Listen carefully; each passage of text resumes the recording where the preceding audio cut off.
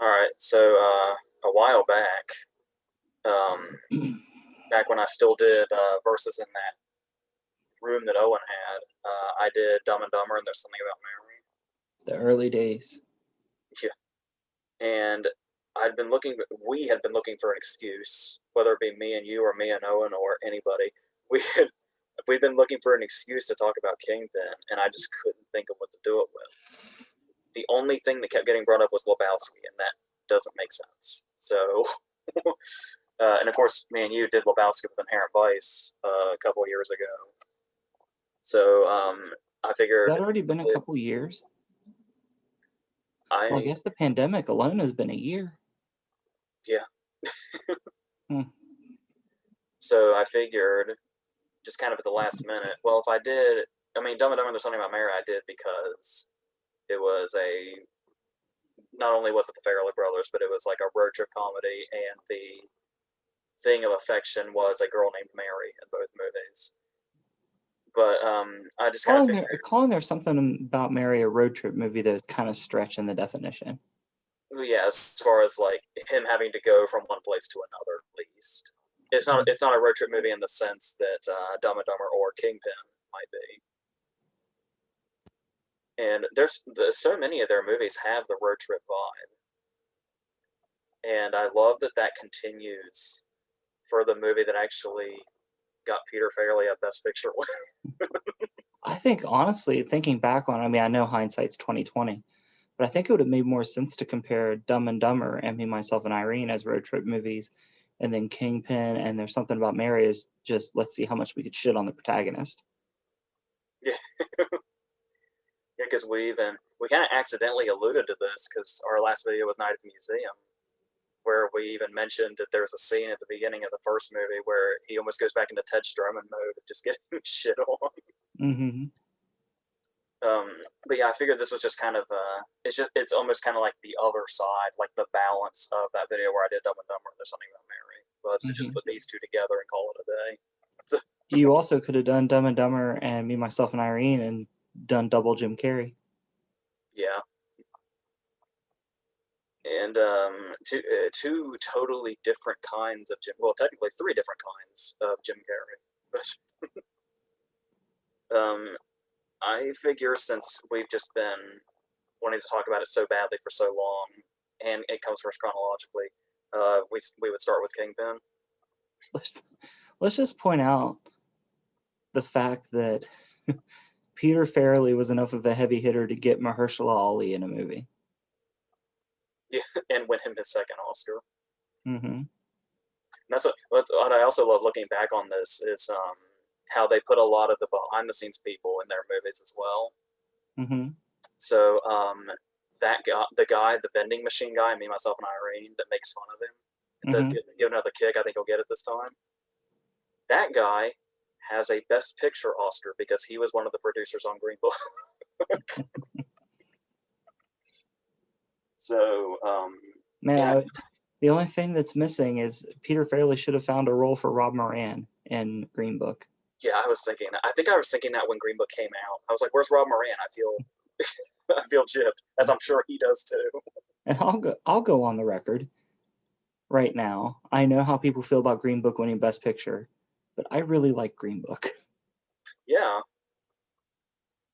it's like I see where it's coming from, but at the same time, it's like it's well, yeah, we've gone into this plenty of times, but yeah, I still think positively of Green Book overall. I think Viggo's very underrated in it.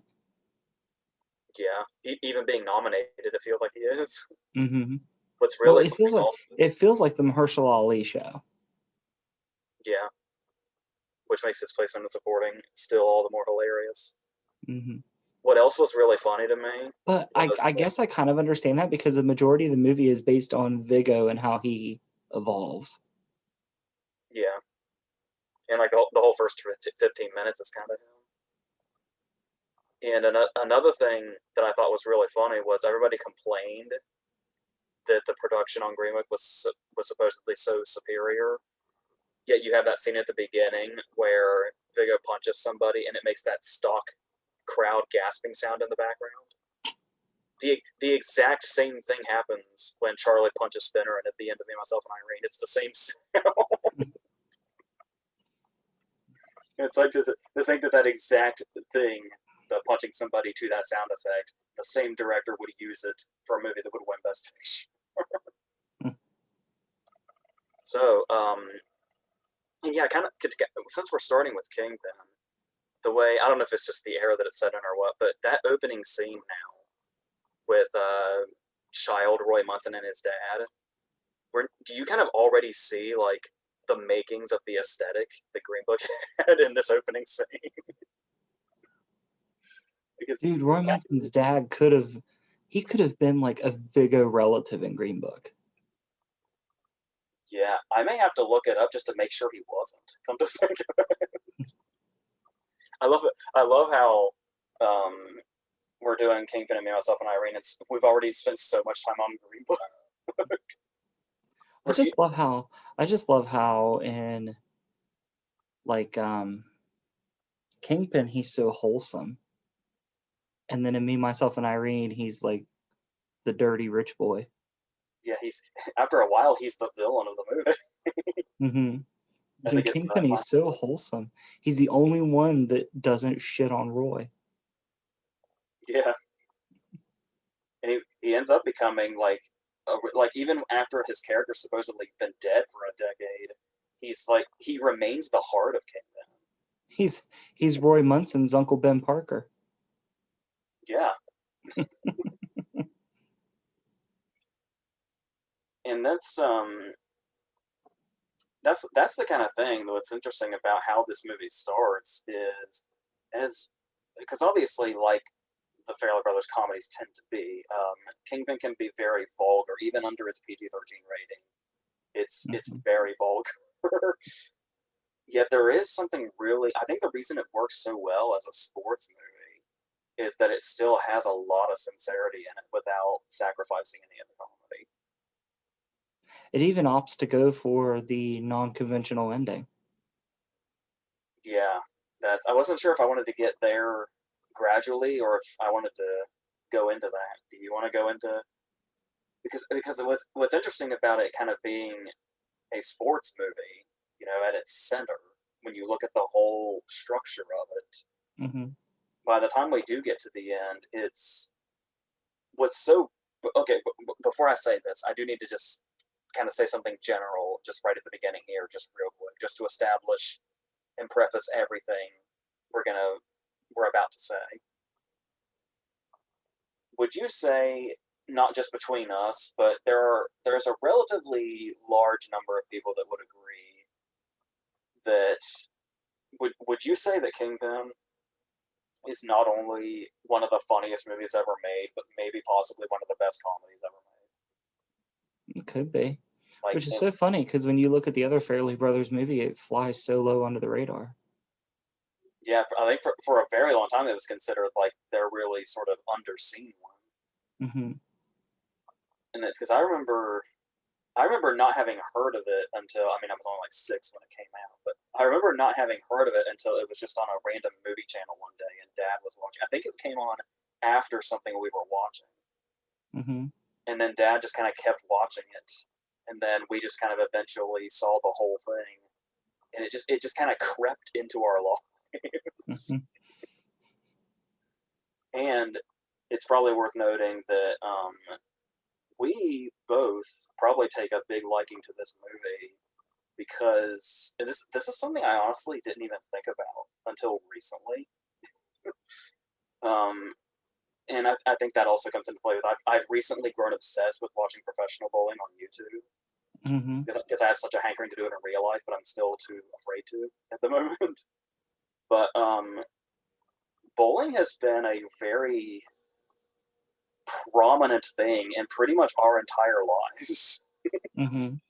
because we had our mom was always in leagues. So we spent a shitload of our childhoods in a bowling alley, in the bowling alley around here. And then when we got a little older, we started doing the whole league thing. And then after a while, you worked there for what feels like a while. It's a couple years.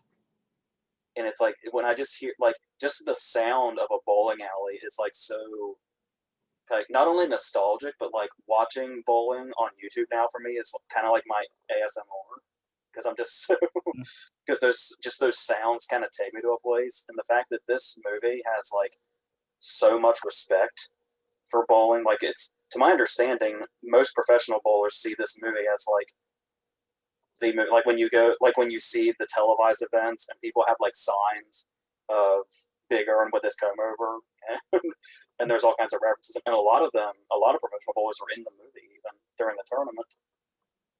And it's kind of like this holy grail in like the bowling community. It and Lebowski. Only this is a movie that's like really, really about bowling, Mm-hmm. and the way it's able to do that while doing everything else that it does. Because is there we talk about how there's those sincere moments. Like the big sincere moment, obviously, is when Roy returns to his hometown for the first time, Mm-hmm. and we get a really good dramatic moment there when we kind of get to see just we're realizing with him just how far downhill his life went after his potential got wasted. It kind of And also gives you that glimpse into the fact that even though he's in this screwball comedy, Woody Harrelson can be taken seriously. yeah, because this would have been the same year as Larry Flint, I think. Mm-hmm. God, that Which was a great the year real for Larry him. Flint just died not too long ago. Yeah, I think what's also interesting about this movie too is something bowling related drives everything going in the plot. The reason that Roy only has one hand is because of bowling. The reason that Rob Moran is after them the whole movie is related to bowling. Like the bowling plays a part in every step of the way. even the details that are prominent throughout the movie, like it's only at the end when the tournament's getting ready to start that somebody makes the pun about how Roy has a great right hook. The hook, of Mhm. course, being like when the ball spins, but like like it's it shows so much restraint that they had that the whole time, and you don't hear that pun until the end of the movie. There's a, that's a good setup, and then the joke where um, how do I word it? Where the hand and the ring get mistaken, and we pay it off at the end by somebody mixing up the wrong thing yet again. Because are we under the impression the main reason he has the rubber hand is to just show off the ring?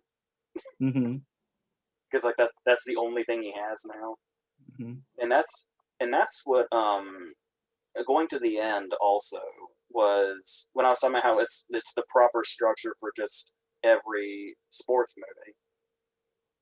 movie. Um, but I almost feel like there's a little bit of a curveball here in the whole thing where the prodigy ends up getting kind of taken out of the equation, and it's the teacher that has to partake in the big climax. Mm-hmm. But then, yeah, the whole thing where the villain wins, and not just and we're gonna have to reserve a whole area of this video just to talk about Bill Murray. But real quick, I do want to mention that it is interesting when you talk about how everything in the beginning, or all the things that are kind of stepping stones for the plot, how everything stems back to the one moment where Big Earn abandoned him and ended up getting his hand cut off and all that other stuff. And like every bad thing that has ever happened to Roy, all those things, going back to like when we were talking about when he returns home and you realize just how far down his potential went and how much he let down everything, all comes back to Big Earn. And Mm-hmm. not only that, but Big Earn is one of the most.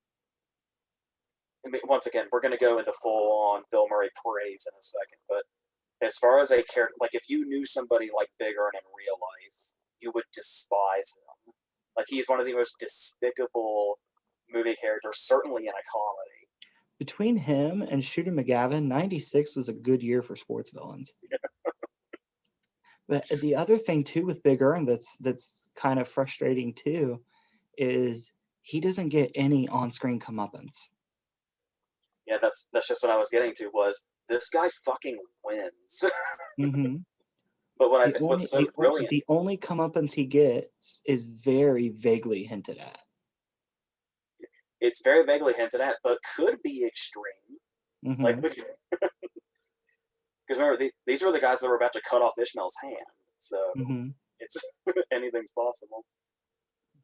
But on top of the like, thinking about the fact that Big Earn wins the tournament, gets $1 million, and gets to run off with all those girls and do God knows what.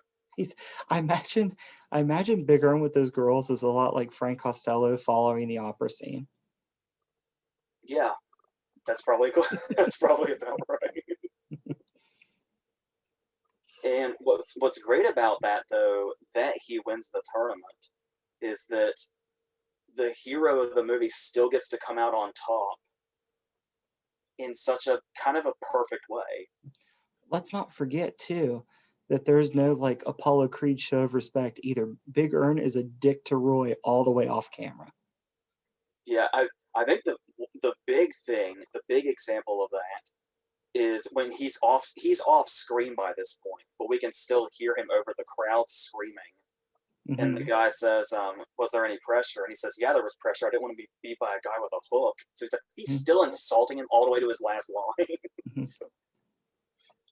And you think that it's going to be okay because he gives him a handshake, but he just uses an opportunity to take his hand and throw it. And I love how, It's such a childish reaction too. yeah, because I love how oblivious everybody is to Hmm. Big Earn's shittiness. Hmm. Because there's the whole thing where like the whole commercial for that fund or whatever he has with like the homeless kids or whatever it is. Hmm. He's like feeling up all the women. There's the point in time where he gets in the last shot. He's literally got his hand down the skirt of one of them, and it's just right there. And you've got the commentators talking about how great of a role model he is and how he should run for office. Yeah, while he's got his hand grasped on the tit of that one, and then yes, coming back to that, when he throws the hand into the crowd, which is literally a school bully move. Some lucky fan has a souvenir.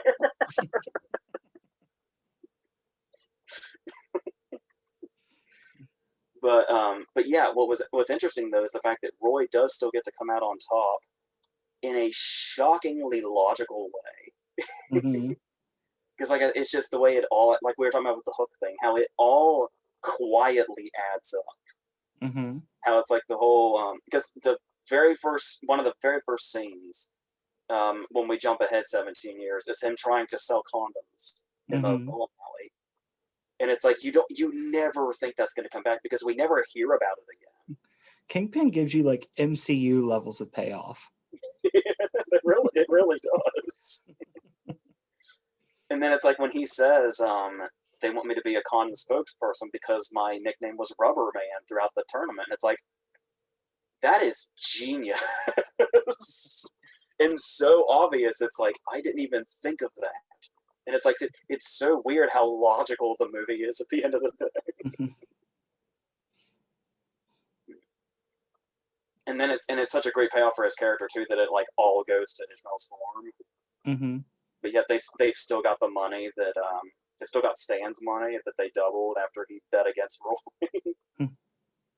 And that's such a great payoff too. Is Big Earn winning still got Roy money. Hmm. So is this when we is this the Bill Murray hour? Because there's so much to go into. Sure. He's got such a small amount of screen time, and there's just so much to say about it.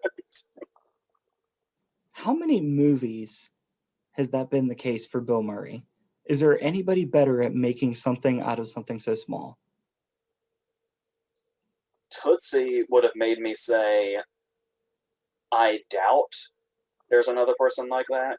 Kingpin assures me more than anything that Because there is nobody else that can do this like this. look at all the examples. You've got a Tootsie, you've got Kingpin, Caddyshack. He's a minor role. Yeah. It's a little bit bigger than the others. He's the most memorable person in fucking Space Jam. And he's got what, two scenes in Space Jam? Yeah. right at the beginning and right at the end. And in that first 5 minutes he's in the movie, he whips out what, 3 or 4 good lines. We have the icon. Larry Clear is one of them. Yeah, we have him just watching the shot with the umbrella on his head, just not breaking. And he's also the one where it's like you could criticize him for playing himself, Mm-hmm. but he's such a perfect character in and of itself. And the stories of him in real life are so legendary. And I think the thing that I love, because the thing about it is, to my understanding, like most of his roles, we talked about this when he made your top actors list, Mm-hmm. how he just kind of is known for abandoning scripts. And like he'll get the gist of the scene and then do his own thing, and your job is basically just to keep up. Mm-hmm. And it's like, it's what's so great about that is how natural all of his characters feel. Like those little moments that he has as Big Earn, especially in the earlier scenes, he just slips little things in there that you could watch 20 times and not catch because they're just so smooth.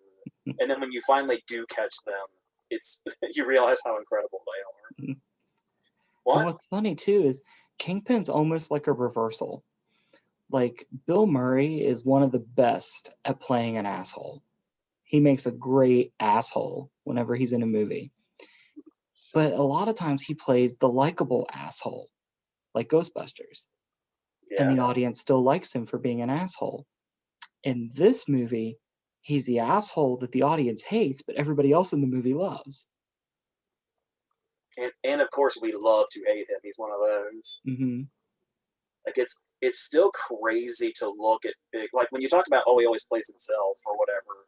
Obviously you can bring like his Sofia Coppola movies in to kind of combat that a little bit, but looking at his comedies, like we're talking about a movie that I think is one of the funniest ever, and then you could talk about the movie that I do think is the funniest ever. Both of which have him. Yeah, it's wild to think about the fact that Big Earn and Bob Wiley are the same actor. Like it almost seems unimaginable. And I think when you talk about because I do think one of his best roles, for me personally, is Scrooged. When you talk about him playing the perfect asshole, Mm-hmm. but there's just something about his performance as Big Earn that just feels like a whole other level. I think it's because we know Frank Cross is going to be reformed, and Big Earn will always be Big Earn. You can make the same argument for Phil in Groundhog Day. Yeah.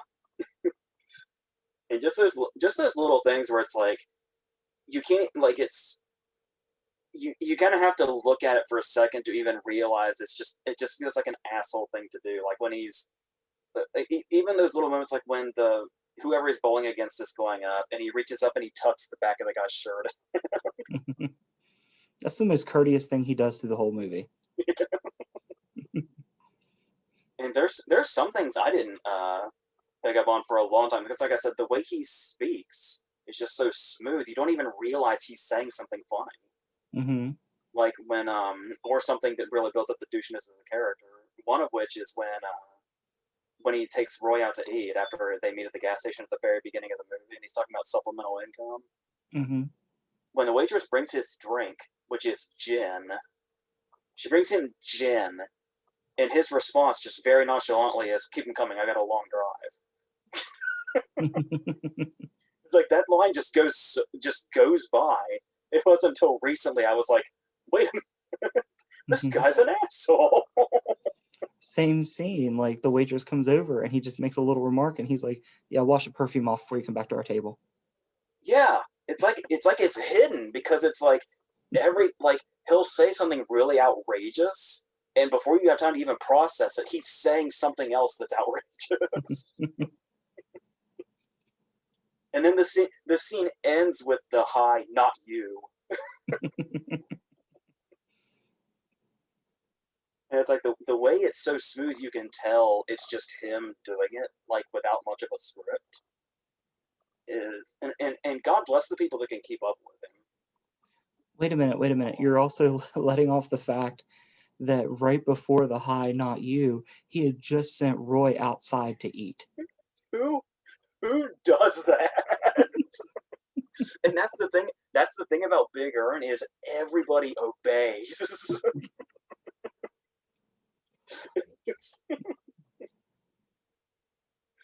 uh, and it's what else?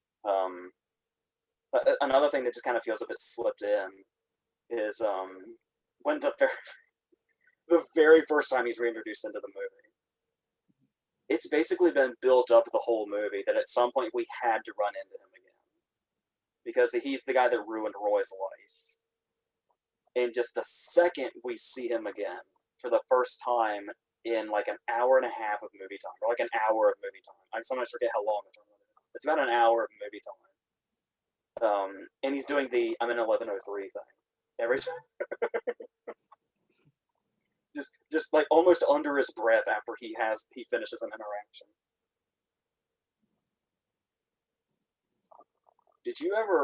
Have you ever caught? Let's not forget too, it's one of his snide comments that takes Ishmael out. Yeah. And multiple ones. For somebody that's not in the movie for that long, he steers so many things in different directions. And he has a past with Claudia, apparently. He's such a busy character with such a small amount of screen time. He's got a what's the phrase? He's got a lot of pans in the fire. Oh, talking also about all the things he can just say publicly, and the world still loves him. Like I was saying, I think it's just because he says things so smoothly. Have you ever really caught the paternity line when No. he's being interviewed? When they say when they ask him the status on the paternity suit against him, as everybody's leaving and kind of walking away, he's saying on TV, "Oh no, that's there's nothing there. I pulled out really early on that one." What's also great too about his entrance back into the movie, there's no lead up or signs of it. He literally just waltzes back into the movie. Yeah, because we don't even get a clue. We don't even get a clue that he's still playing. We assume he's a relic of the past, like this ghost that like haunts Roy, and then he sees him. Yeah, because we never get a glimpse of how good he is until the tournament, because we never see him bowling his game against Roy. All we know is that Roy beat him. And the funny thing is too about Big Earn in the second half that he's in is he doesn't do anything outright evil. He just loves to fuck with Roy. Yeah. Because just the way he like manipulates him. Like when it's the whole thing where when they're going into the seedy bowling alley and Roy's wanting to turn back and he's like, "Yeah, this is the part, where you're going to disappoint your parents. Come on, we got to call them before they wake up, before they go to sleep." Not only that, but at the end, he makes sure to position himself where Roy has to trip over the ball return.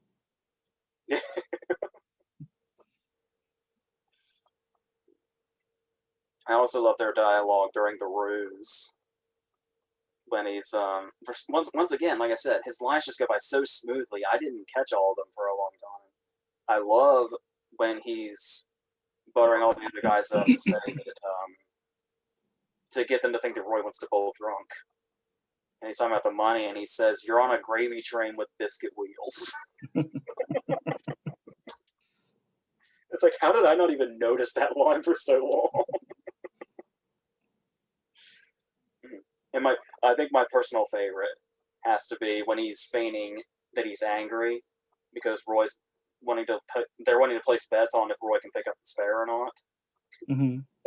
And they're all kind of talking all at once, so you can barely hear Bigger. But he says, "All right, Mr. Big Shot, Mr. I wear my pants high and I pick up every spare."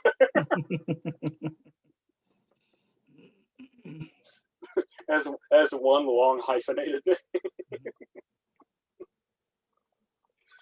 Oh. do you think? I feel like I'm kind of putting you on the spot here, but I gotta ask. You mentioned the 1996 sports villains. Mm-hmm. Who's better? It's just two different animals. Yeah. I mean, I feel like Big Earn leaves a bigger impression, and I think that's even more impressive because he's got such little amount of screen time. Mm-hmm. Like, I don't want to take anything away from Shooter McGavin at all. But I'd almost say Big Earn is one of my favorite movie villains. Like, not like not even just sports villains, because he even gets like the whole thing where he humiliates Roy with the fake message from Claudia. Just like Mm-hmm. every single thing he does is so cold blooded, and he's beloved by the world. If uh, that if that's not a metaphor for society, I don't know what is. yeah, because even it's even the case where like you know surely it made the rounds with everybody watching and everything being televised that he played that prank on Roy. It was in the middle of a game, Mm-hmm. and everybody that saw that probably thought, "Oh, Big Earn." It wouldn't surprise me if they did an epilogue where 20 years later it shows Roy reading a newspaper and on the front it says McCracken wins presidency. Oh god. Well, then again, they even kind of alluded to that. Oh god. Like, it wouldn't surprise me if somewhere there was a scene where they showed that even when Stanley went after him, he still got out of it. Like he's some because he literally just charms everybody. Like that's the thing is really even by the very end of the movie, um, Roy, Ishmael, and Claudia are the only people in the world that aren't charmed by him. Mm-hmm. So it's like it's like surely Stan hasn't even met him yet personally. I So it's would like love to. I would love to see a scene of those two characters interacting, though. yeah, I feel like we were robbed. Mm-hmm. Especially with. I would love to see Big Earn interact with his little minion. Fun fact that I discovered a couple of days ago, totally at random. The him saying "park the shitbox" is its own YouTube video. I have no idea why. So, He's described by Ishmael as a cut up. yeah, That's the funny thing about it too is like you were talking about the three characters that are turned off by the charm. Ishmael is charmed by everyone, and even he sees through the bullshit. yeah, to the point that he goes against everything. He went against everything he said to Stan about we don't raise our hands in anger against others. That's how much Big Earn got to him. Yeah, And and it's I funny know the because whole point. everybody else around him, everybody else around Big Earn loves him. Ishmael's the naive character of the movie, and he's even like, this is bullshit." Yeah, and I love how interesting that is. How another you were talking about how good Woody Harrelson is in this. I love watching him as washed up Roy 17 years later. Hmm. And he's really seasoned and he's really jaded and he's, been there and done that with everything. Ripping his car apart and ripping his clothes with his hook, even though he's had it for years. Yes, which is a great nonverbal comedy bit, by the way. More so on the fact that he's had 17 years to get used to this. But the way he plays the naivete in the opening scenes in the 70s Hmm. is so convincing. Like when he's like, can you imagine Big Earn trying to tell 1996 Roy go outside, take that outside? It's like current Roy would have told him to go fuck himself. Like when he's got like the hair, he looks younger. He looks so much younger than he does in the rest of the movie. When he's got like Hmm. the hair and he's got sort of boyish quality to it. Hmm. At It's the like, same time, I feel like if 1996 Big Earn had a conversation with 70s Munson, 70s Munson's head would just explode.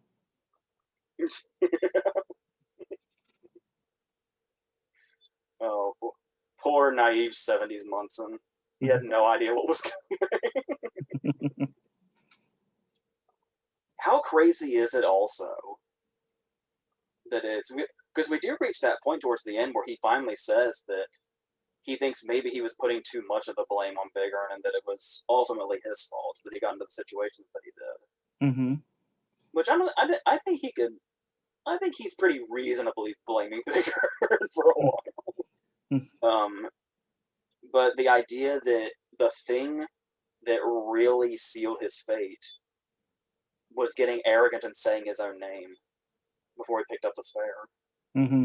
Because that's how they figured out who he was, and because they had them fooled until he said that his name was Roy Monson, and then that's Hmm. what fucked him. Hmm.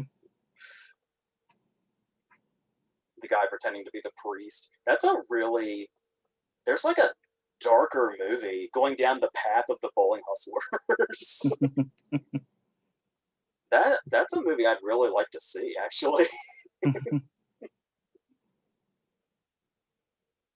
So, is there anything we didn't touch on with Murray's performance? I don't think so. So, where should we go now? How do you feel about? Okay, oh yeah, one thing I was going to ask you. This apart, though we have like the one serious moment, like even without that serious moment, the rest of the serious moments throughout the movie are always backed up by comedy in some way, which is how it should be. Are there any jokes for you that don't quite work?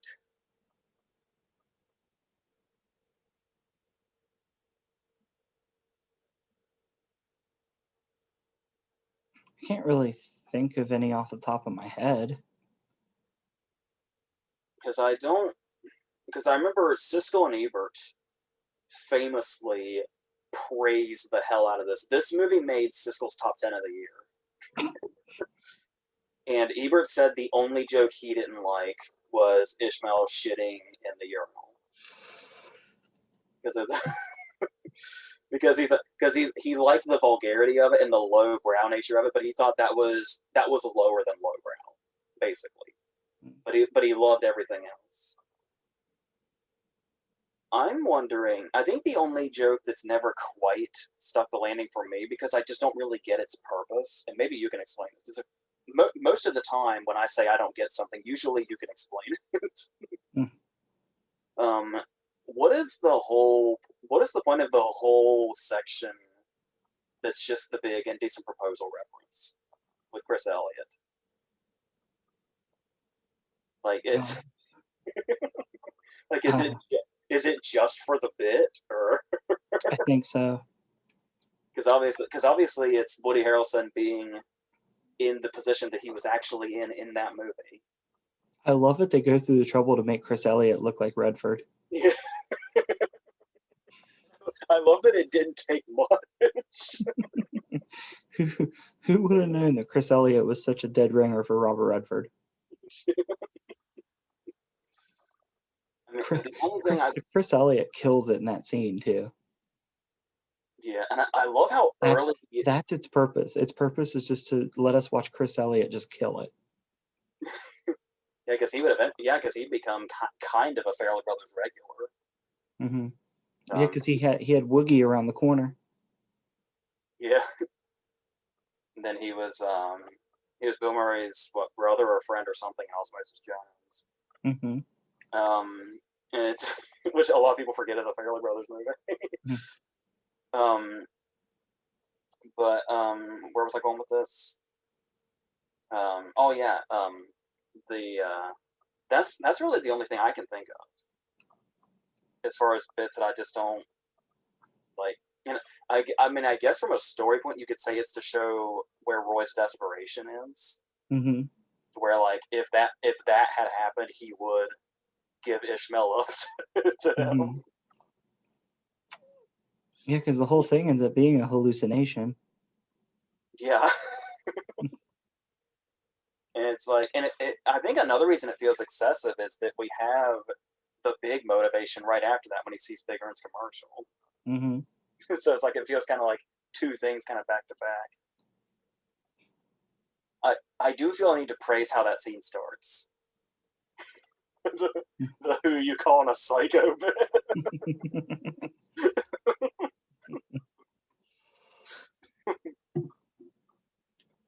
There's there's a lot of movies with little bar scenes tucked in that you just love.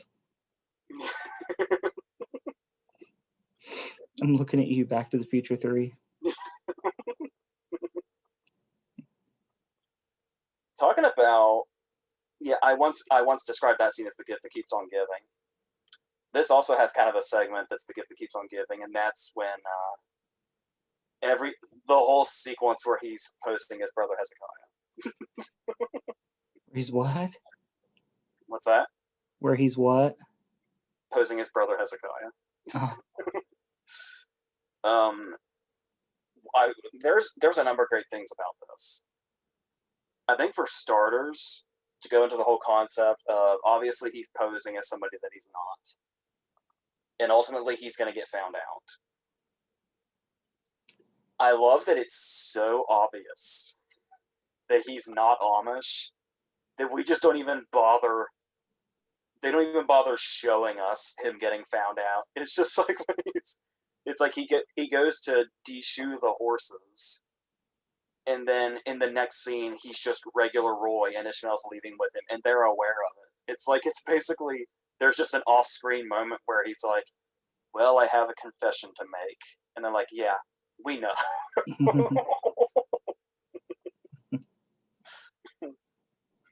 Because if you want to talk about gross out, it's funny how one of the grossest scenes in any Farrelly Brothers movie is in one of their PG-13 movies. Am I out of line to say that the bull joke is one of the grossest jokes in a Farrelly Brothers movie? of all of the dirty graphic shit they've done, that's quite a joke. This is kind of a random thing to go into, and just kind of a random observation, but and this is just a weird thing with me, I guess. Does the credit order at the beginning really weird you out? I haven't really thought about it. Because you got the main four. You got Woody Harrelson, Randy Quaid, Vanessa Angel, Bill Murray. Then you get the title. Then the next one is Chris Elliott, who's in it for 30 seconds. Then you've got Richard Tyson and Rob Moran grouped together, and Richard Tyson is on top. Richard Tyson's in it for 5 seconds, and Rob Moran is a major, major supporting character. I think Richard Tyson has more scenes in there is an R-rated version of this that adds a few more minutes that aren't really that crucial, and some of the tournament scenes are in a different order. And I've seen the PG-13 version so often, the R-rated version's order fucks me up. Like I can't watch it. It's oh shit, we haven't praised Randy Quaid yet. do you have thoughts on Ishmael? I mean, he's just kind of there. What do you think about the fact that it was going to be Farley at one point?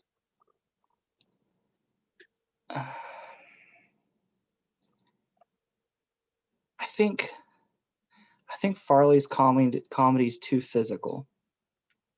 He was too much of a pratfaller.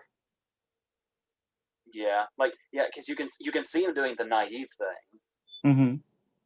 But it would have kind of felt like he was being almost too restrained. Mm-hmm.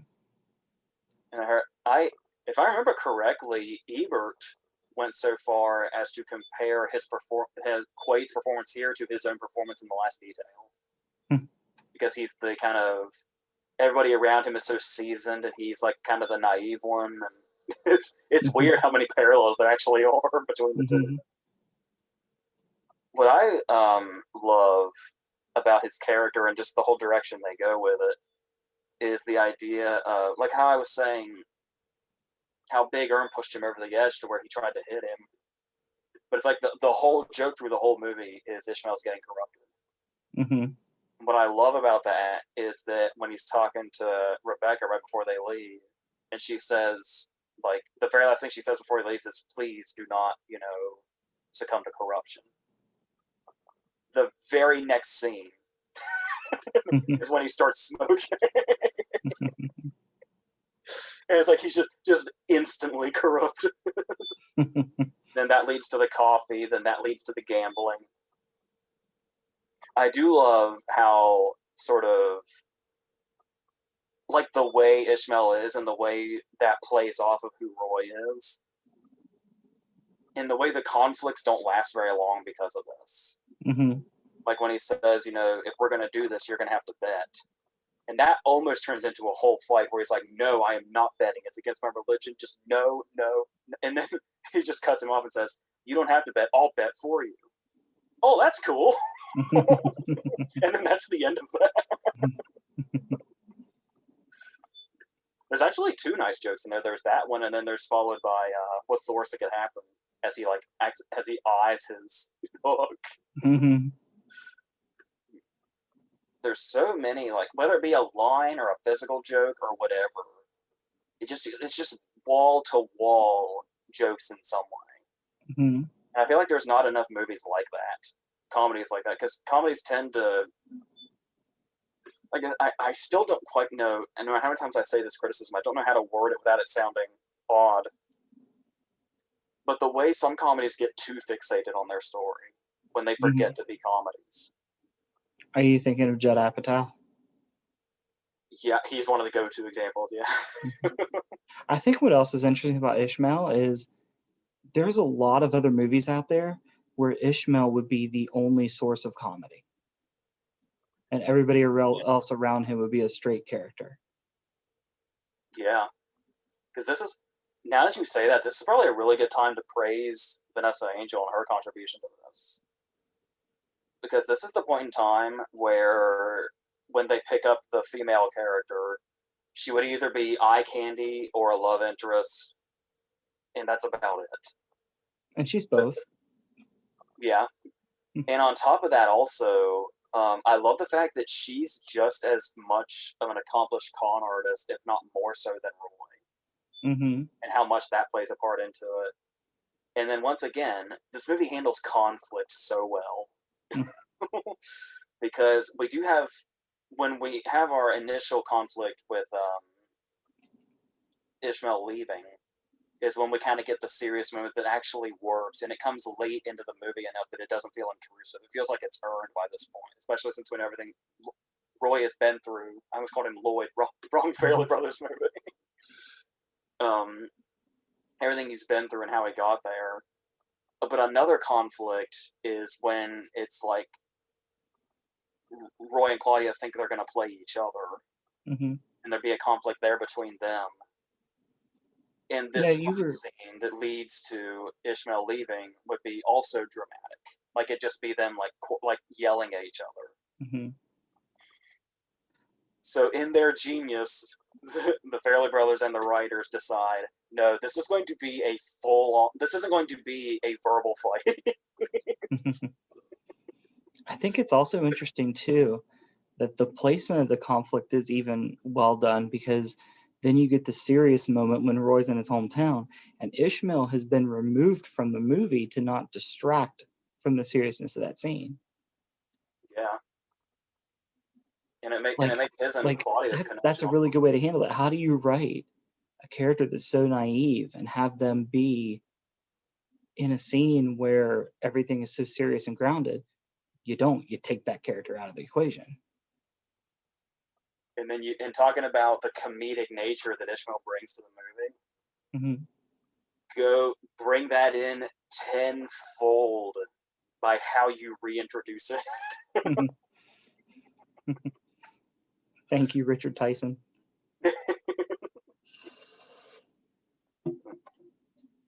It's like the way it juggles those things is so perfect, because that's the thing too, is how in the doses in which we get this stuff.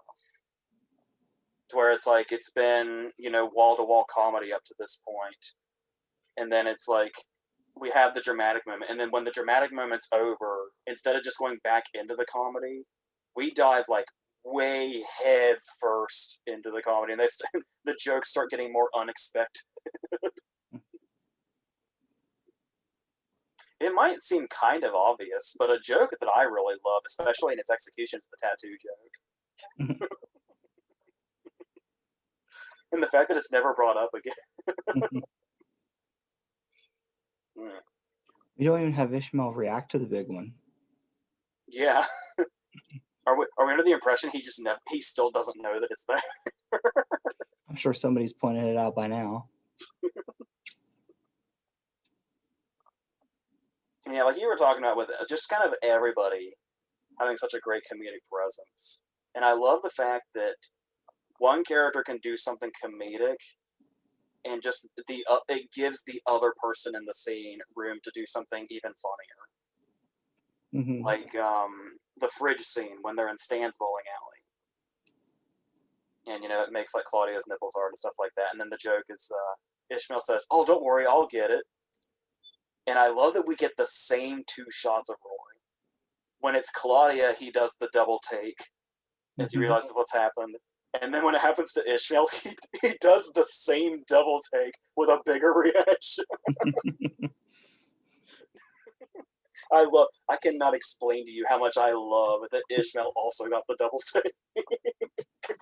Because he should have known what to expect. And he still did double take.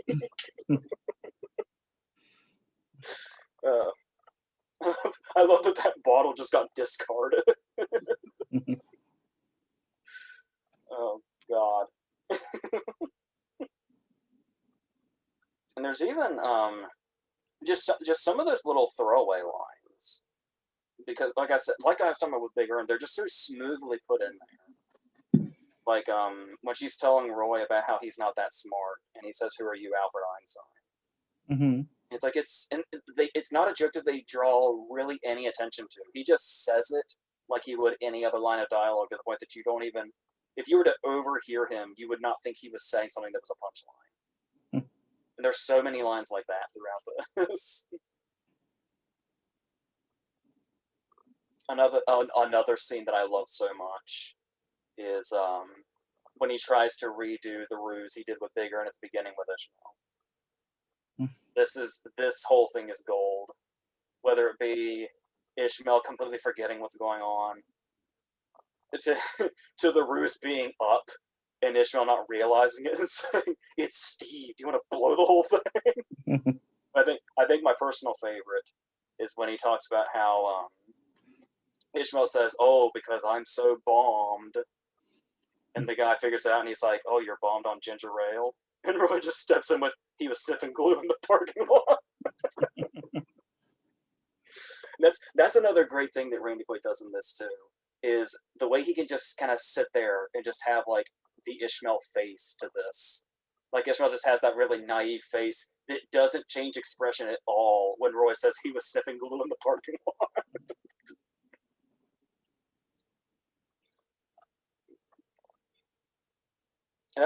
That's another pretty clever thing that they did in regards to the way Ishmael like works. Mm-hmm. How he straight up says the line at the house about the Amish do everything we do plus half. And then the big question is if he needs so much teaching, why would he need so much teaching if he plays so well? Mm-hmm. Like the reason it seems like he plays so well and why his scores are so high is they do 15 frames because it's what we do plus half. Mm-hmm.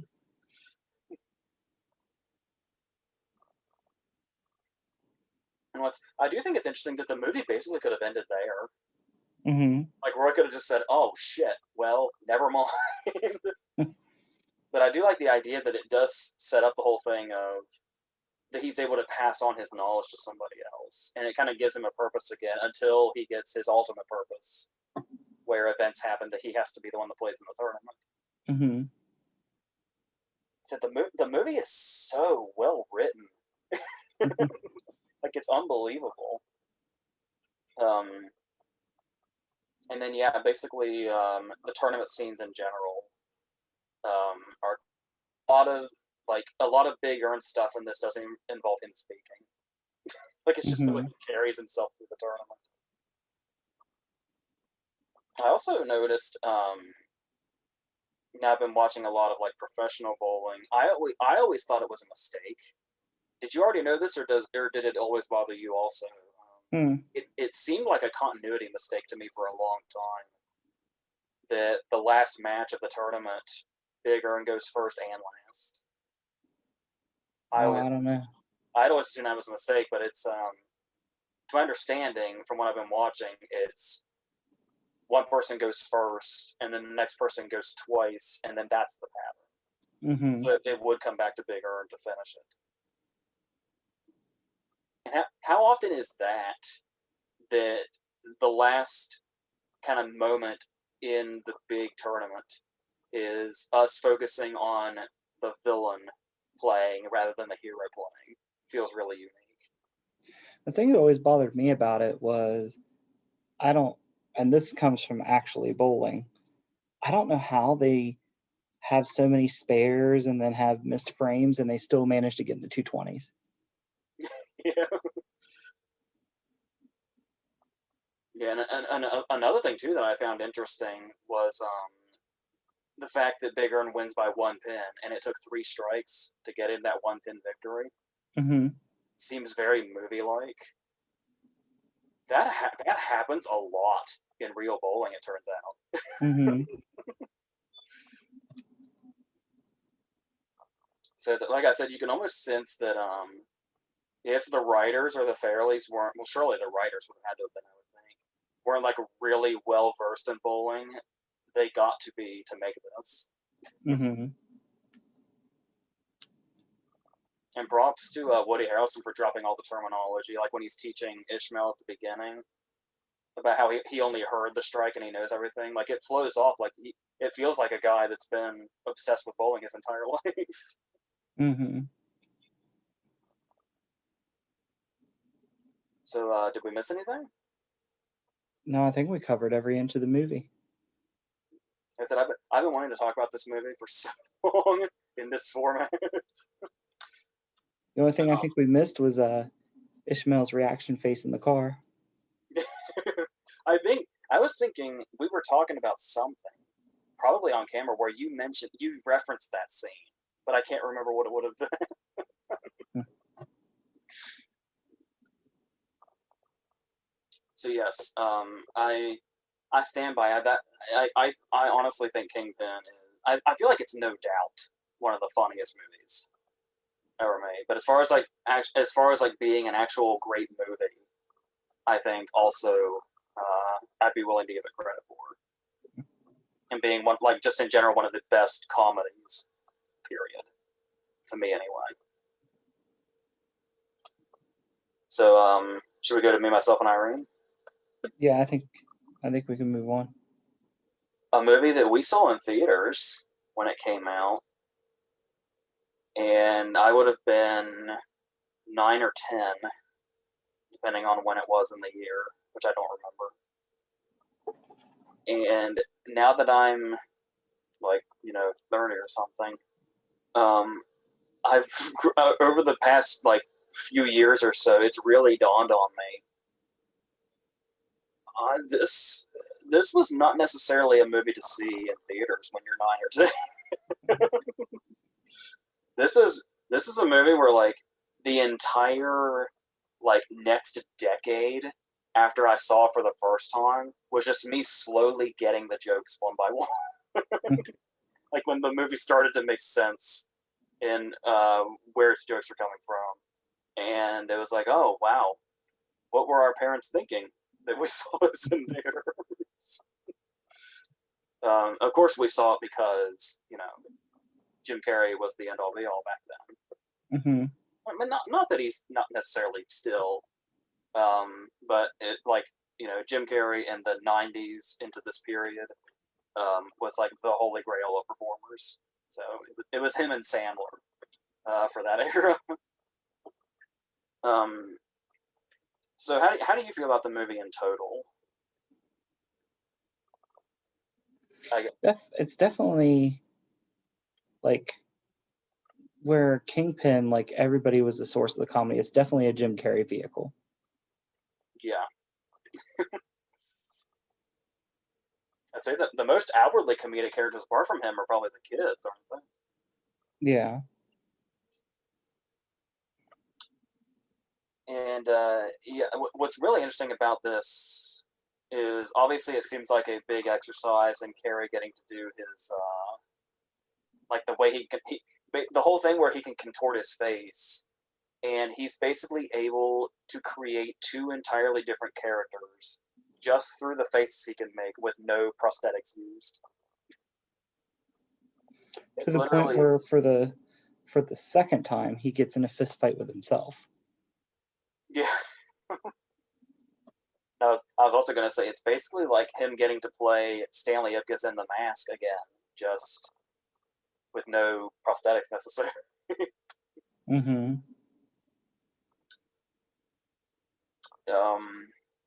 Liar, liar. I was trying to get what's going. Yeah, this is the second time he's had a fist fight with himself. Yep, it definitely has been. Shit, what was the first one? Liar, liar. I think this is also really interesting because of the concept in general that he's basically playing two different characters. Do you find the timing on this really good as far as his career at the time? I would say so. Because he had stuff like the Ace Ventura movies and The Mask, Dumb and Dumber, Liar Liar, all that stuff. And then in '98 he had The Truman Show, and in '99 he had Man on the Moon. And in that 98, 99 area, everybody was like, "Oh man, Jim Carrey can do something totally different, something we never saw coming, something totally unexpected." It's like he's very versatile, it turns out.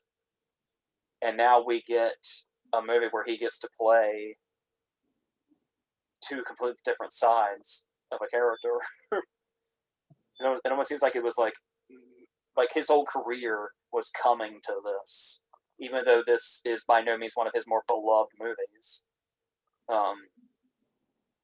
Yeah, I think it's certainly well liked among his fan base. Like it wasn't so much critically, Mm-hmm. but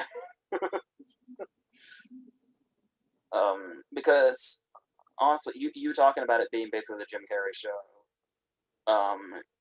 It is where like we talked about how great Kingpin is as far as like how well written it is and the story and how they use that structure of like the sports movie. Can you really tell me in great detail what the hell is going on in the plot of Me, Myself, and Irene? Like what? Like something about the EPA. There's dirty cops. The country club. I don't like what it like. Do you understand completely the plot of it, or do we just have to go with it? I think you just kind of have to go with it. Point being, Chris Cooper is trying to kill Renee Zellweger. Mm-hmm. That's the plot. Which, if you said that now, if you said that was the plot of the movie now, you would think it was something super serious. Yeah, and I think this was another one of those scenarios where he won an Oscar for adaptation, and then he presented her Oscar for Cold Mountain the next year. Mm-hmm. And this was like 3 years after Me, Myself, and Irene. It's like looking at Home Alone 2 and knowing that a couple years before, Brenda Fricker presented the Oscar to Joe Pesci. We got a cast in this though. Richard Jenkins is in here. Robert Forster's in here. It's a crazy cast. And what's really funny is this is probably the first time we saw a lot of those people, or at least that it registered that we saw them. Mm-hmm. And for a Tony while, Cox. what's that? Tony Cox. Yeah. And it's how do you? Okay. I think this is a more appropriate place to ask. Are there any jokes in this that don't work for you? Yeah, there are. I can't think of them off the top of my head, but they're out there. I would say, like you can tell it's going a bit more overboard when you get stuff like okay, so I mean, I don't know how to explain this. I'm gonna try to figure it out as I say this, but when you talk about the comedy going overboard and the way the Fairleys can do it, what is it about Puffy attacking Ted Strowman? There's something about Mary. This tiny dog on speed just throwing Ben Stiller around this room is so overdoing it, but in such a funny way. Why does that kind of overdoing it work for me? But when I see like Tony Cox whip out the nunchucks, it makes me say that's a little much for this scene. Because one feels significantly smaller than the other, but it just seems out of place and almost like it's really reaching to make the scene like physically funny. Well, I mean, if you want to get down to it, I mean, Puffy was a dog that was mean to men anyway. So, I mean, the setup could be there for that, whereas Tony Cox is just a limo driver that took something that was said the wrong way. Yeah, and then the reveal that he's not even really a limo driver. He's doing it as an experiment because he's actually a Mensa member. Mm-hmm. Like what? Well, obviously that joke pays off the fact that the kids are geniuses. Mm-hmm. But yeah, that scene was. I think the Tony Cox scene was just trying to go so many directions at once, and I don't think they really knew where they wanted to go. So it's like it felt like three different jokes for three different scenes, but they just kind of ended up in the same scene for the same character, and it just feels weird. And that's the first real joke of the movie. It is the first joke in the movie. Is may not seem like a great start, but we've still got a lot to work with here. I would say one more joke that I don't quite understand is well, I guess I get it, but it's the fact that it kind of has a weak payoff. The chin plastic surgery thing. Mm-hmm. They have to commit to so hard that there's an entire second half of this movie where Carrie's wearing the bandage on his chin, and it's the entire second half of the movie, and it's only to have the his chin looks like an ass payoff at the end. Do you think that's excessive? I think it's something that we could have revealed about, in the car when he first saw the bandage. It's so weird the commitment to that joke because he's wearing the bandage the whole time. But I mean, I guess to their credit, they did. Like, I mean, that's a long commitment. I'm sorry, where you keep saying the whole time, I just keep getting flashes of Sally Field just repeating the phrase the whole time in Mrs. Doubtfire as you're watching this unfold. Yeah, I was gonna say I want to edit a clip together of her saying that after the scene where he pulls the bandage off, and we see the ass chin, and then just cut to Sally Field going the whole time. It was for that. Oh, but I do love I mean, obviously the concept is going to take liberties with, I'm assuming, with whatever this is that he has. The advanced delusionary schizophrenia with involuntary narcissistic rage. I'm assuming there's real aspects to that, but it's not like this. This whole thing is strictly for the comedic purposes. Mm-hmm. And yeah, with Carrie playing a character like this, it is a great setup as far as a comedy goes, and an over the top comedy at that. That is just kind of establishing right away. It's gonna probably take liberties with this sort of thing in general. I mean, at the time it was made, if you were going to have an actor do that type of role, it's Jim Carrey. Yeah, and I wonder also if it was kind of like it was almost like kind of Carrey unleashed also, because apart from Man on the Moon, like all of his movies up to this point were PG-13. Mm-hmm. And it's like this was when we kind of got a really good glimpse at R-rated comedy. Jim Carrey. And I think that was another thing that really drew us to it, when we were at a young age, was it's like we hadn't seen this from Jim Carrey before. No, because you have like Ace Ventura and Liar Liar, which is very juvenile, and the whole selling point of this was this is Jim Carrey for your parents. which it turns out is still pretty juvenile, but also really, really, really damn dirty. Like Mm-hmm. it's, I remember when I saw this at an older age, when it just really dawned on me, this movie is filthy.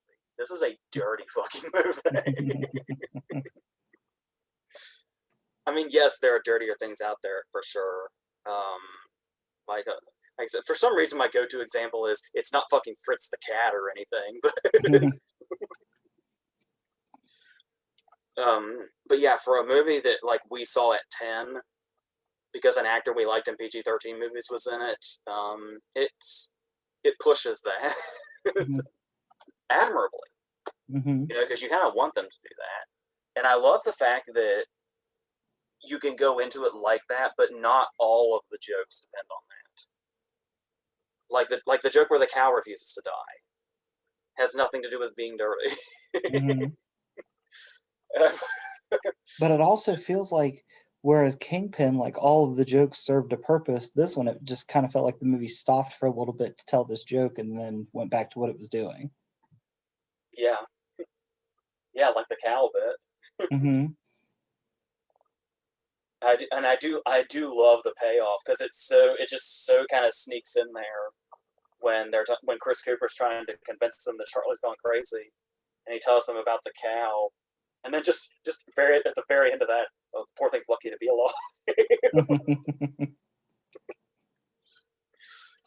I don't even think he's on screen when he says that.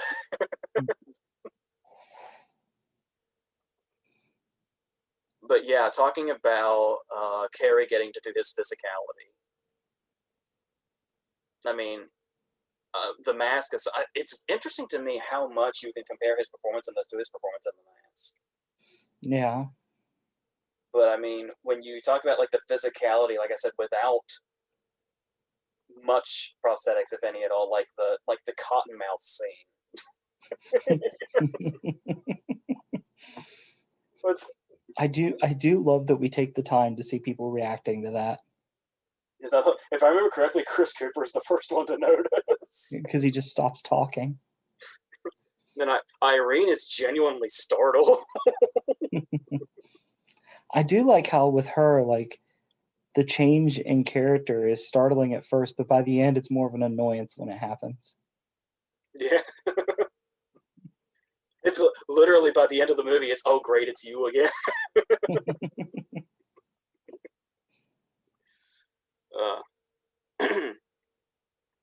Then there's every now and then there's a dated joke, like when we're getting there to it being a dated joke, but it's still a joke that I always love because his delivery is so perfect. When they're talking to Irene about all her crimes, and she says, "So I smoked some pot. What is that, a crime?" And Richard Jenkins stops rocking his chair to say, Like even when it's fully legalized, just that delivery will still be funny. as because Richard Jenkins is a master of his craft. I mean, his, tell his me tell me a movie that Richard Jenkins was in that you didn't like Richard Jenkins. I'll wait. Because even movies that you don't care for much, like Step Brothers, I'm sure you enjoy Richard Jenkins in it.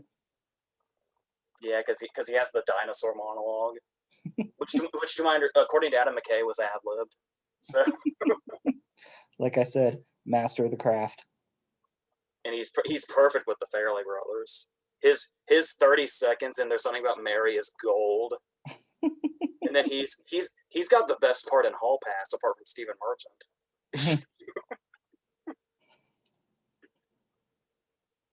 There's also I feel like Stephen Merchant is somebody that is showing up majorly on your comedy radar.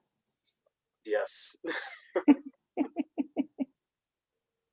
We were also talking about I Kingpin keep waiting really. for somebody to stream Jojo Rabbit so I can check it out. Can you still? Is it still not? Mm-mm. Um, we were also talking about in kind of going down the Jojo Rabbit road. Actually, it's we were talking about Kingpin, and we were talking about how even in its kind of serious moments, it still found the room for the comedy. What I really love about this is that is there and it's weird how you want to praise this in comedies because it's kind of tricky because depending on how they do it. Because sometimes you just really want them to stick to the comedy, even when they're being a little serious. You always want a little comedy in there, otherwise they end up getting sidetracked. Mm-hmm. But then there's cases where the dramatic scene is done so well, like in Kingpin when he goes back to his hometown, where they can take that break because they knew how to handle it. I'm trying to think of any genuinely dramatic scenes in Me, Myself, and Irene that aren't punctuated by some sort of comedy, and for the better. Like the scene when we realize that Hank actually, we see the emotional side of Hank when Irene puts together that the wife left both of them, Mm-hmm. and it's this genuinely serious scene that Carrie's genuinely good in, where he's pouring out his soul, and through the whole scene, they're doing the nose whistling joke. And it's like that balance actually works really well. And the same thing for when he and Irene are kind of fighting over the fact that Hank posed as him and she didn't notice. Mm-hmm. And it's a genuinely like dramatic scene. Like they play it totally straight. And then the very last moment of that scene is him saying my ass is really sore. Mm-hmm. It's like it technically counts because it was within the scene before the scene ended. So it wasn't a fully dramatic scene. Is that the closest we get to a fully dramatic scene? I think so. Unless you count the opening when she leaves. But well, no, even then we've got the whole like Free Willy line and him watching them make Mm-hmm. out. I like some of the sudden jokes that happen in this movie, like the things that happen without warning, like the night after they have sex in the hotel and he gets up. There's no lead into it. He just starts pissing into the shower. I like how he uses the picture off the wall to try to ricochet it into the toilet.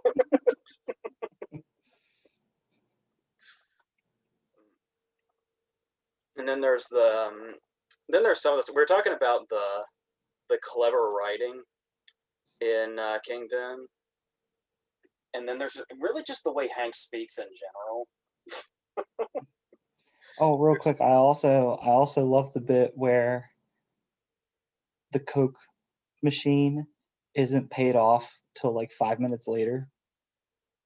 Yeah, there's so many jokes in between that payoff. Like the Mm-hmm. pissing joke is between them, Mm-hmm. and him finding out where the dildo went. I love his reaction when he finds out, and his response is just throw it.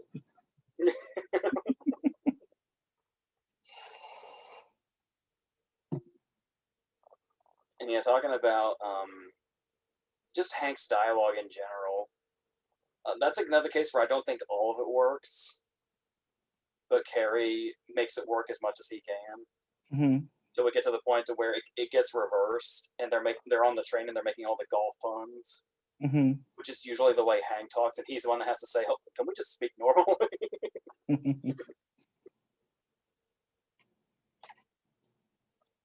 All right, talking about jokes that may or may not work. Do you have an opinion, just in general, on the character of Whitey?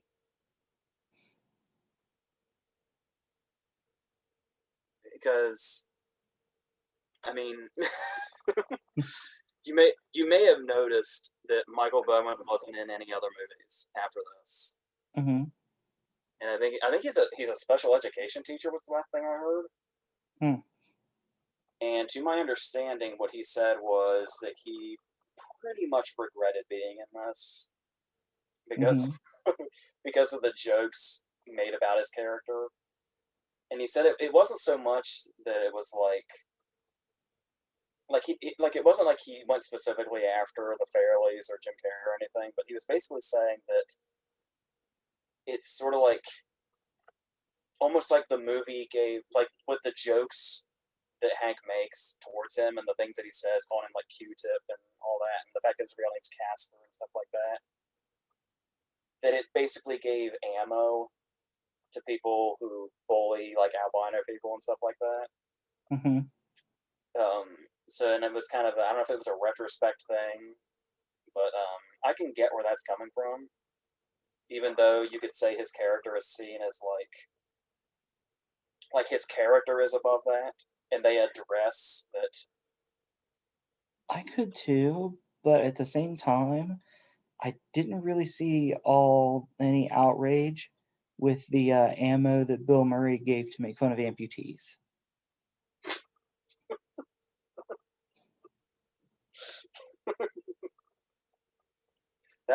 That shouldn't be as funny as it is, but you just I guess because you just said it so straight. Uh, but and the fact that his character basically saves the day, so there's But I that. do think a lot of the jokes toward him might not necessarily fly today.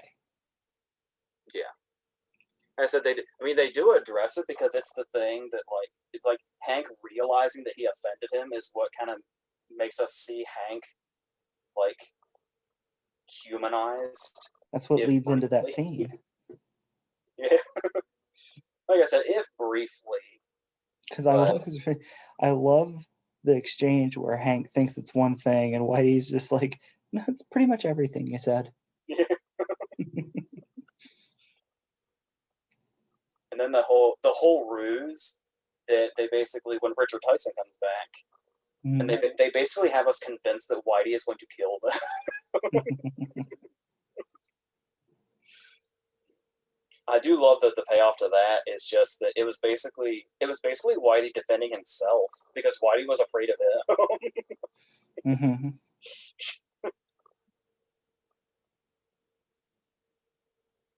What do you like? I guess as far as the story goes, I've always kind of liked how they handled Richard Jenkins' character when you talk about stuff that's being hidden from the audience about other characters. Hmm. I always forget how late, like really late into the movie it is that we learn that Beauchamp's another dirty cop. Hmm. It's like we're going towards the climax when that's finally revealed, Hmm. and they hide it pretty well. Hmm. And then that damn Finneran calls him when he learns Charlie's location. Because I assume we're under the Irene talks about there possibly being corruption everywhere, but are we? Is there any indication otherwise that all the Rhode Island State Police are not corrupt? I think it's just pretty much implied. I don't even know that you could call Rob Moran's call a sign of corruption. Yeah, that's what I was trying to figure out. Was is like is Finneran on the level? I think he just legitimately thought he was trying to help. Yeah, because he said nobody outside the department, and then it's Beauchamp that he calls, Hmm. and it's like, which department are you talking about?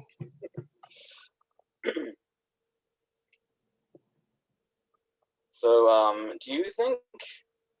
I mean, I guess we do have a plot that's kind of going there. We've got like murder in the movie and stuff like that. Like, poor Zen Gessner gets blown away. We never even mentioned Brother Thomas, but it's um, yeah. But do you think it's overkill that this has like a full on action climax? I always get really worried about comedies that have action climaxes that aren't action movies. Um, but I think that just goes into the whole thing of I think it would be better if just the plot wasn't so vague. But Yeah. um, we do get a lot of the Fairley Brothers regulars here. I do love. How much do you love the end credits of Me, Myself, and Irene? Where they have, like, is there any other movie you can think of that devotes so much to crediting the extras? Yeah. There's a credit for like every extra in the Mm-hmm. end credits, like a visual credit, Mm-hmm. which is a really cool idea. You like it's always like you've always kind of gotten the vibe that the Fairley Brothers just really appreciate everybody that works on their movies, Yeah. and like their whole sets are like a family of sorts.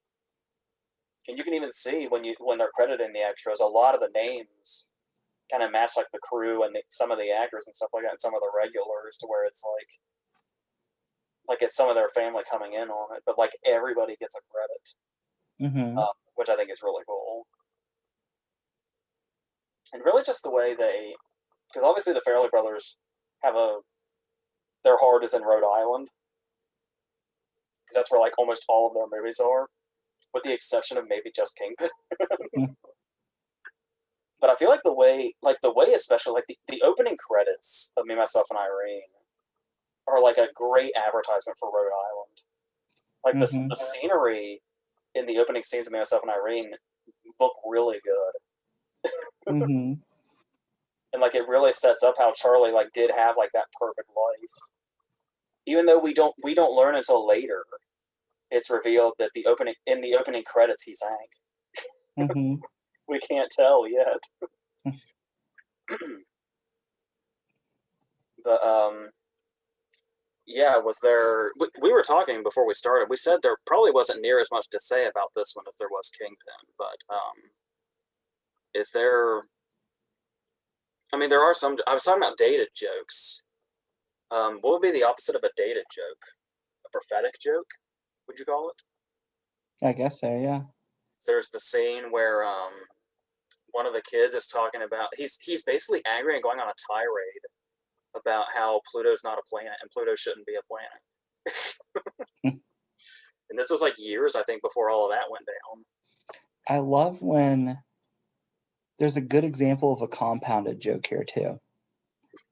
It's the scene where Hank is sucking on the woman's boob that's breastfeeding. And then the next scene when he's driving the car into the window, he has a milk mustache. And he's just so straight faced with it as he's driving.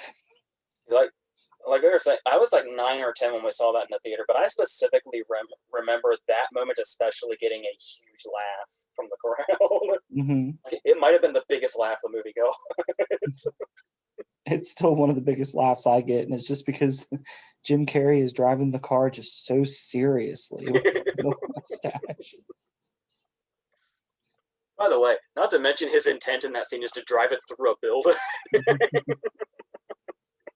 I remember too when we watched that movie in the theater, it was like, because we hadn't seen Man on the Moon yet, so it was mind-boggling to see Jim Carrey drop the F word. Yeah, I think the first time I ever heard it was when he says he's a funny motherfucker. Yeah, and everyone, you could feel in the theater, everyone's childhood died.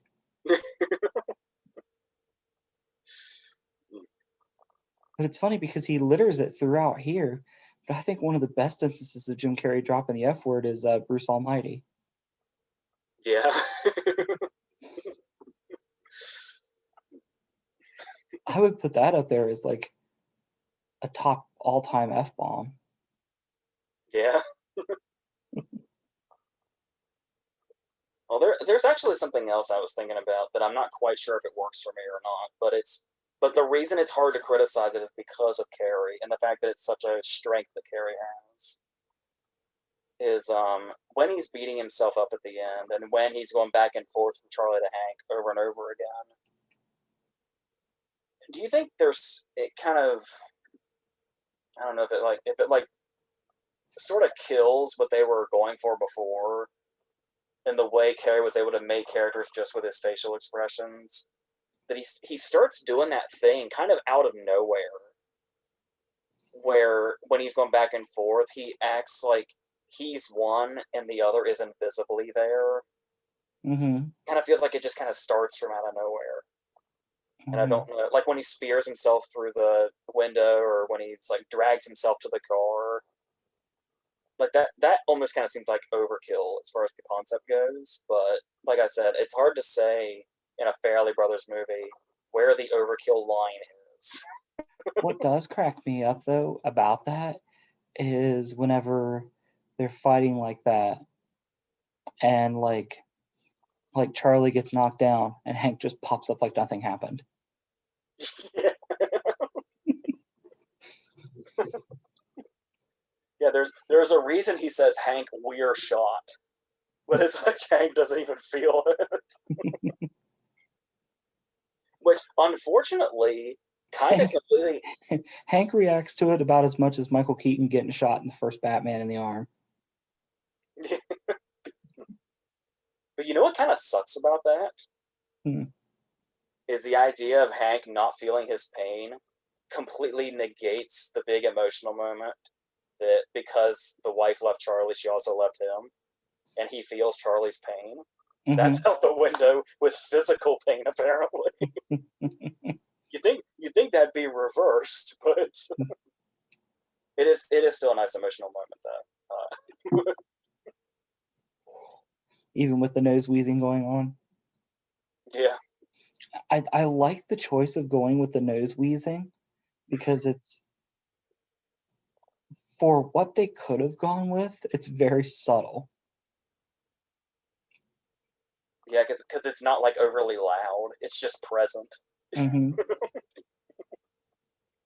Like a lesser movie, you'd have somebody like farting through the whole thing or something like that. And the nose whistling is just there enough to be funny, but it's subtle enough that it's like borderline realistic that somebody could try to have a straight conversation and that would be going on.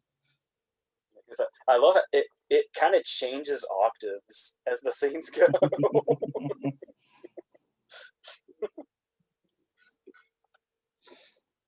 Oh, worth noting another one of the cameo slash regulars, when Cam Neely is one of the troopers that walks by and he calls him Seabass. Mm-hmm.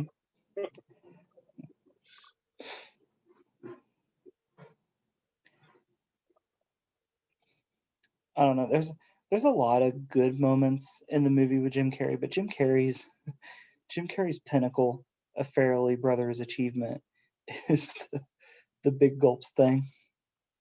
Isn't I love that there's a story behind it. it great how when you look at everything Murray does in Kingpin, and then you look at the big gulps thing, and it's like, as great as they are with coming up with this stuff, it seems like their best stuff is the stuff that the actors ad-libbed. Hmm.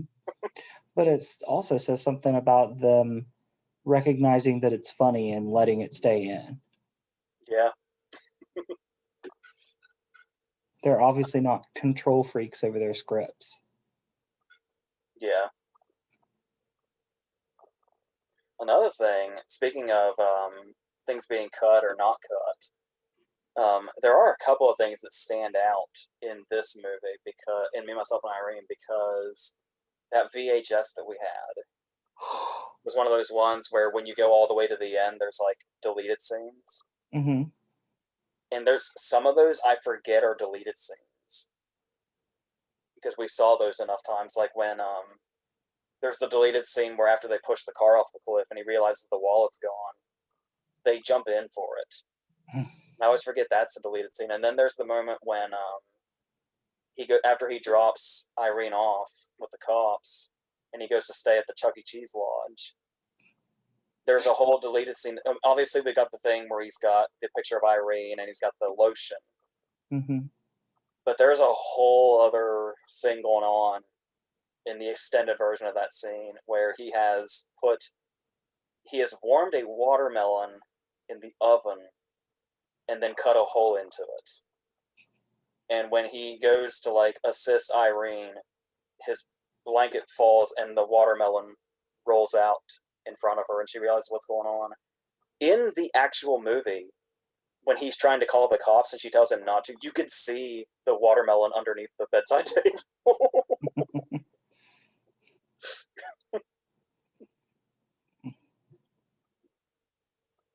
I guess the last thing to mention would be it's kind of a really nice gesture is I was talking about how Siskel and Ebert really praised Kingpin, and Siskel even put it on his top 10. And Siskel and Ebert also really loved There's Something About Mary. Mm-hmm. Um, so at the end, after like all the extras, credits, and stuff like that have gone by, the movie's dedicated to Siskel. Mm-hmm. So this is right after he died. Um, it is kind of a shame that that's such a great gesture for somebody that appreciated their movies so much. Because they did that whole thing where they used to pan Carrie all the time, like they hated Ace Ventura, and they didn't really take much to Dumb and Dumber at first, but they grew to love Dumb and Dumber. Mm-hmm. So like right after the Truman Show came out, they dedicated an entire special to re-examining Carrie and his movies. Mm-hmm. It was like the whole show was dedicated to him. And Carrie said at a roundtable he actually still gets emotional thinking about how out of their way they went to make a whole special saying we were wrong about him. Hmm. And it's the really heartbreaking thing is at the end of that special, Siskel's talking about how excited he is to see Man on the Moon, and Man on the Mm-hmm. Moon came out after his death. Mm-hmm. It's like that's such a bummer. Hmm. And another bummer was that great gesture of dedicating this to Siskel, and Ebert hated me, myself, and Irene. There's one.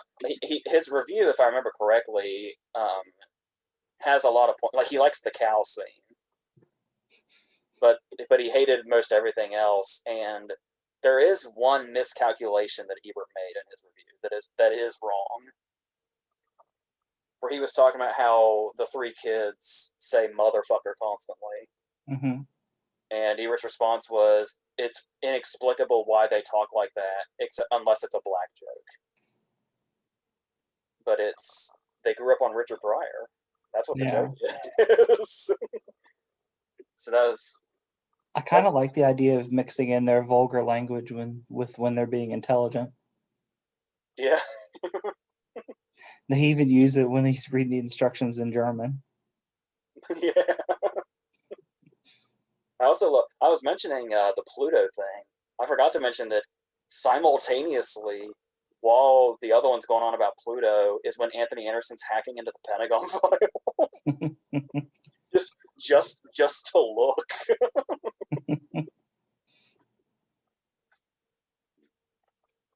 So is that pretty much everything? Yeah, he was doing that.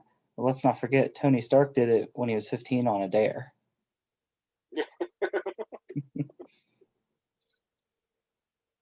Now that it's weird watching this back. Now that he's slimmed down so much, big Anthony Anderson is starting to look weird to me. Yeah.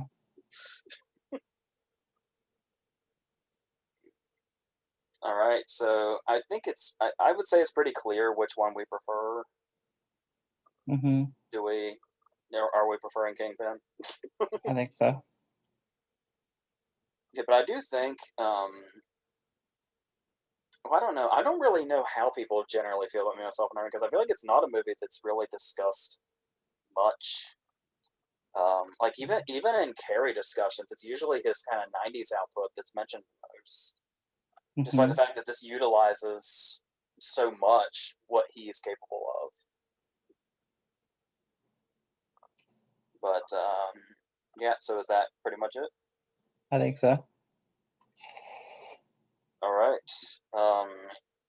So I guess we don't know what the next one. There's one we've been inching closer to, but then we think of another one to do instead. So either that one will be the next one, or it'll be another spontaneous one, I imagine. But I'll have to look at that list we made again, Mm-hmm. see what else we have going on. But yeah, and then I'm gonna also do some reviews in the next day or so of like There's another one that I thought of that you've already talked about both movies, and we've kind of touched on both movies, but I'd like to dive into them more. And it's just because I did a rewatch of them not too long ago. I would love to do a video on Infinity War and Endgame. Well, yeah, we could probably swing that. Yeah, because we did our whole MCU video, but It that even was when went out Infinity. yet. Yeah, that was when Infinity War had come out. It was we did that video the day after you saw Infinity War for the first time. So now that you've seen Infinity War probably a countless number of times at this point, you probably have more of a I've seen it at least 3 or 4 times. do you probably have more of a detailed outlook on it now? Mm-hmm. We can kind of do like kind of a retrospect thing before the MCU starts to take off movie wise again. Yeah. Which the I feel like I can't remember if it was you or somebody else I was discussing with that even the MCU found a way to benefit from COVID Yeah, because it felt like they were saturating everything and then it was gone for a while. Everybody was like, I want it back. Like WandaVision took off like crazy yeah. because everybody was just so happy to have it back. And when you watch WandaVision, it's nice because you watch it and you realize they haven't missed a beat. Which I need to do. I was waiting for this season to end, and then I'm just going to kind of watch it all the way through, probably. It's over now. All right. So, yeah, so we can probably expect that in the near future, and then Mm-hmm. we'll go from there. So, do you have anything else? Mm-mm. All right, then I think that's it.